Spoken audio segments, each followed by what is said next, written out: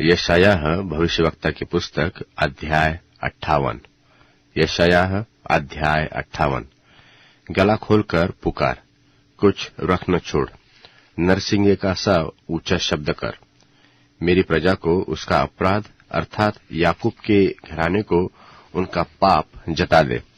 वे तो प्रतिदिन मेरे पास आते हैं और मेरी गति बूझने की इच्छा ऐसी रखते हैं मानो वे धर्मी लोग हैं जिन्होंने अपने परमेश्वर के नियमों को नहीं टाला।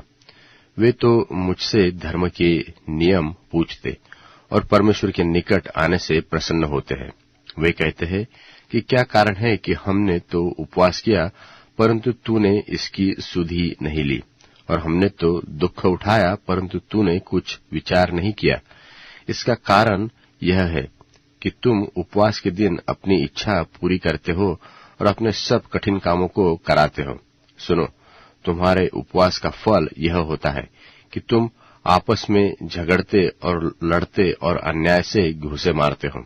जैसा उपवास तुम आजकल करते हो उससे तुम्हारा शब्द ऊंचे पर सुनाई नहीं देता। जिस उपवास से मैं प्रसन्न होता हूँ अर्थात जिसमें मनुष्य दुख उठाए, क्या वह इस प्रकार का होता है? क्या तुम सिर को झाऊ किनारे झुकाना और अपने नीचे टाट बिछाना और राख फैलाना ही उपवास और यहोवा को प्रसन्न करने का दिन कहते हो? जिस उपवास से मैं प्रसन्न होता हूँ वह क्या यह भी नहीं कि अन्याय से बनाए हुए दासों और अंधेर सहने वालों का जुआ तोड़कर उनको छुड़ा लेना और सब जुओं को टुकड़े टुकड़े कर देना? क्या वह यह भी नहीं है कि अपनी रोटी भूखों को बांट देनी और अनाथ और मारे मारे फिरते हुओं को अपने घर ले आना और किसी को नंगा देखकर वस्त्र पहनाना और अपने जाति भाइयों से अपने को न छिपाना? तब तेरा प्रकाश पह फटने की नाई चमकेगा और तू शीघ्र चंगा हो जाएगा और तेरा धर्म तेरे आगे आगे चलेगा और यहोवा का तेज तेरे पीछे पीछे चलेगा। तब तू पुकारेगा और यहोवा सुन लेगा। तू दुहाई देगा और वह कहेगा कि मैं यहाँ हूँ।